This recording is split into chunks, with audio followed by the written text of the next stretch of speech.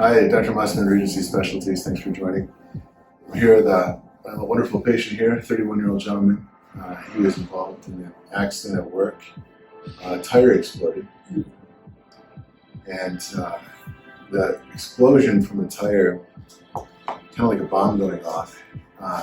The impact of it obviously injured his hand here, but as far as his facial injuries are what I want to focus on today. Shattered his teeth, mandible okay, the jawbone is okay. His palate split in half, where his right side of his palate was several centimeters below the left side of his palate, which is the whole midface. Obviously that all moves as one unit. And so the fracture propagated into his orbit, extending his orbit into the medial part, the lower part of the orbital floor, into the medial part of the orbit. And then it's eventually extended into the orbital roof, which you can see here. The whole frontal bone, including the frontal sinuses, were destroyed, anterior and posterior table. When we met for the first time, his brain was exposed. And so I teamed up with neurosurgery, did a modified coronal approach to essentially create like a Mercedes with the already existing laceration. Brought that down, preserved the pericranial flap. Neurosurgery helped control the bleeding of the brain, at which point his entire globe, as well as all the musculature and nerves of the orbit, were completely exposed and continuous with the cranial vault.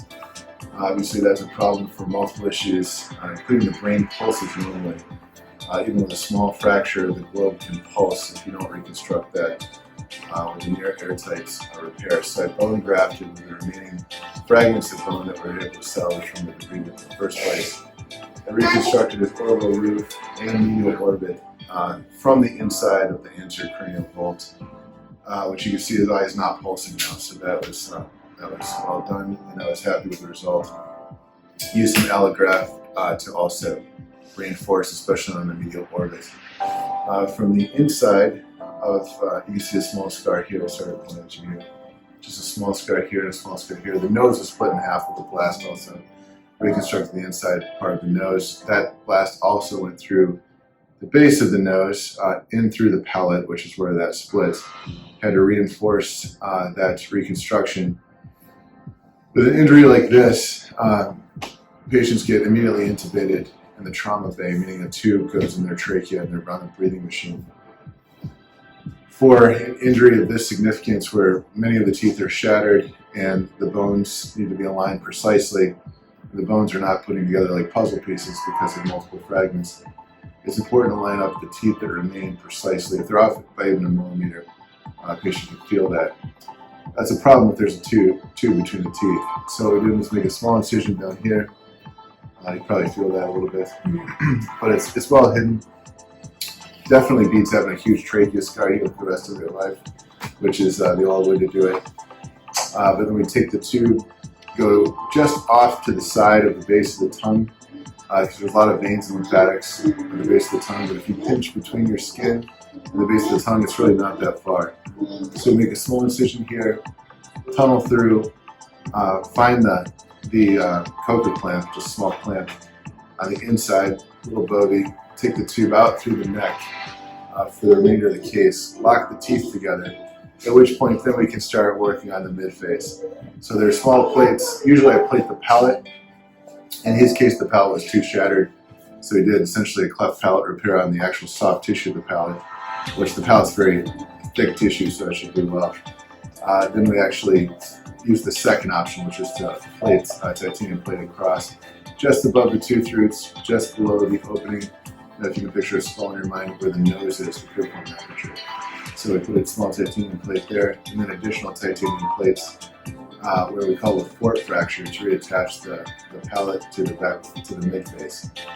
And then we kept working upwards to meet our reconstruction from the skull, which we reconstructed the orbit as I mentioned above.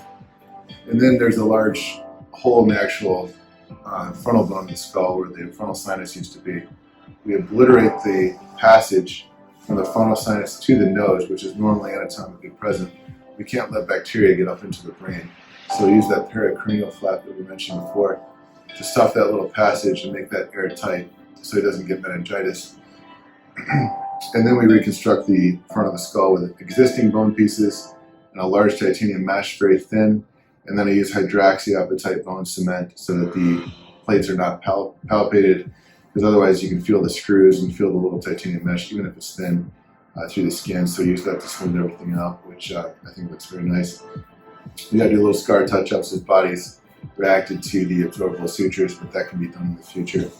He also has some absorbable sutures inside the mouth, which that'll be resolving itself over time, obviously since one is still left. But that concludes everything. So we reconstructed the front of the skull, orbital roof, medial orbit, in conjunction with neurosurgery, fixed the bleeds in the brain, mid-face, essentially a complete orbit reconstruction on the right side.